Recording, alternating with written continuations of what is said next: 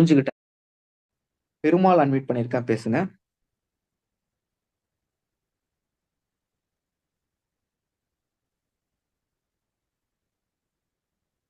Perumal unmute பண்ணியிருக்கேன், பேசுங்க. Maria unmute பண்ணியிருக்கேன், பேசுங்க. Okay sir, thank you for opportunity. So N name Maria, நான் வந்துட்டு 8% இருக்கேன். என்னோட அப்ளை நேம் வந்துட்டு பார்த்தீங்கன்னா கோல்டு டைரக்டர் வந்துட்டு அருணா ஸ்டேரு, டைமண்ட் வந்துட்டு ஜெனிஃபர் சோபியா ஸ்டேரு. ஸோ இப்போ என்னோட டவுட் வந்து என்னன்னு பார்த்தீங்கன்னா, நம்ம வந்துட்டு இப்போ இந்த மாதிரி எல்டிபி ஷேர் பண்ணி ஒவ்வொருத்தரும் பார்க்க வச்சு நம்ம ஐடி இருக்கிறத காட்டிலும், நம்ம வந்துட்டு இப்போ ஒரு டீம் மாதிரி ஃபார்ம் பண்ணி நம்ம வீட்லயோ இல்லை வந்துட்டு இப்போ காலேஜ்ல வந்துட்டு ஸோ அந்த மாதிரி நம்ம வந்து இப்போ பொது இடத்துல வந்துட்டு ஒரு சின்ன மீட்டிங் மாதிரி போட்டு ஸ்க்ரீன்ல எல்டிபி வச்சு அவங்கள பார்க்க வச்சு அப்படி நம்ம ஐடி இது பண்ண முடியுமா சார்? ஸோ இதான் என்னோட டவுட். இது வந்து எனக்கு 5ல இருந்து 8% வர வரைக்குமே இருந்தது. ஸோ இது உங்கள்கிட்ட கேட்டா கொஞ்சம் கிளியரா ஆன்சர் கிடைக்கும் அப்படின்றதுக்காக தான் சார் நான் கேட்டேன்.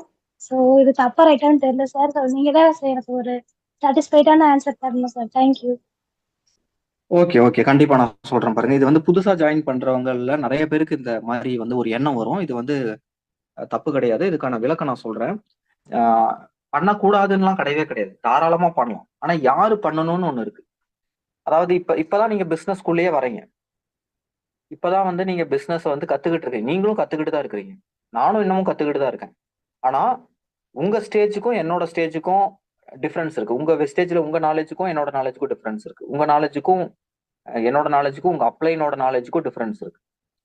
ஓகேங்களா? அப்ப நீங்க ஒரு ஒரு குறிப்பிட்ட காலம் வந்து வெஸ்டேஜ்ல டைம் ஸ்பெண்ட் பண்ணதுக்கு அப்புறம் இந்த மாதிரி பெரிய லெவல்ல யோசிங்க. இது மாதிரி பண்ணவே கூடாதுன்னு நான் சொல்லல. இப்ப ஃபார் எக்ஸாம்பிள் வந்து இப்ப நீங்க வந்து எல்டிபி வந்து ஒரு 50 பேருக்கு காமிக்கிறீங்க.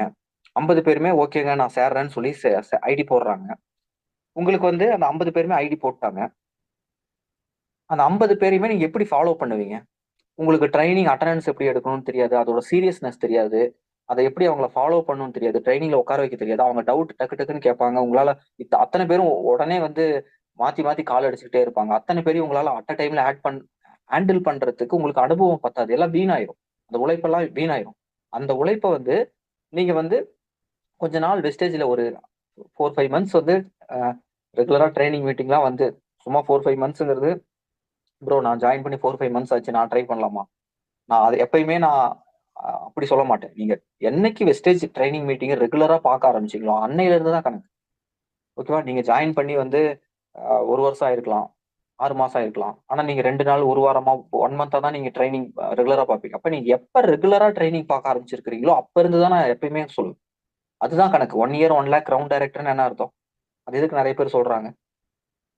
1 இயருக்குள்ள வெஸ்டேஜ்ல பர் மந்த் 1 லேக் அச்சீவ் பண்ணணும், கிரவுண்ட் டைரக்டர் அடிக்கணும். எப்ப இருந்து? நம்ம வேலை செய்ய ஆரம்பிச்சதுல இருந்து. நீங்க ஐடி போட்டுட்டு 10 மாசம் 11 மாசம் சும்மா இருந்துட்டு கடைசி மந்த் வந்து நான் 1 இயர் ஆயிருச்சு என்னால அச்சீவ் பண்ண முடியலன்னா, நீங்க எப்ப வேலை செய்யறீங்களோ அப்ப இருந்து தான் கணக்கு. அது மாதிரி நீங்க ரெகுலரா ட்ரைனிங் மீட்டிங் அட்டன் பண்ணிக்கிட்டு பிசினஸ்க்காக வேலை செஞ்சுக்கிட்டு ஒரு 5-6 மந்த்ஸ் ஆவது குறைஞ்சது. ஓகே, அது மாதிரி நீங்க தாண்டனதுக்கு அப்புறம் நீங்க வந்து அதை அவங்கள ஹேண்டில் பண்ணலாம். இப்ப உங்களால எப்படி ஹேண்டில் பண்ண முடியும்? அதனால ஒவ்வொருத்தரா எடுங்க. கான்டாக்ட்ல இருக்கிறவங்கள ஒவ்வொருத்தரையா பேசி ஃபர்ஸ்ட், இப்ப நீங்க 30-50 பேர் பெரிய லெவல்ல எடுத்து அதை ஃபர்ஸ்ட் ஒன்னொன்னா மூவ் பண்ணுங்க. ஒவ்வொருத்தரையா ஃபர்ஸ்ட் ஜாயினிங்ஸ் போடுங்க. ஒவ்வொன்னா ஜாயினிங்ஸ் போட்டு அவங்க கேட்கிற டவுட் எல்லாம் நீங்க வந்து யோசிச்சு அவங்களுக்கு பதில் சொல்லி அவங்களை ஹேண்டில் பண்ணி நிறைய பேர் ஒன்னொன்னா ஹேண்டில் பண்ணி நிறைய பேர்ட்ட பேசியிருக்கீங்க. 50-100 பேர்த்திட்ட நீங்க வந்து நியூ ஜாயினர்ஸ்ட பேசியிருக்கீங்க. பல பேர் சேர்ந்திருக்காங்க, சேரல, நிறைய கொஸ்டின் கேட்டிருக்காங்க, நிறைய வந்து உங்களுக்கு ரிஜெக்ஷன் வந்திருக்கு. அதெல்லாம் தாண்டி நீங்க ஃபர்ஸ்ட் நிக்கணும். அதுக்கப்புறம் நீங்க நினைக்கிறத இம்ப்ளிமெண்ட் பண்ணுங்க. உங்க ஊர்ல எல்லா மக்களையும் கூப்பிட்டு ஒரு டிவி வச்சு எல்டிபி அப்ளை பண்ணி காமிங்க.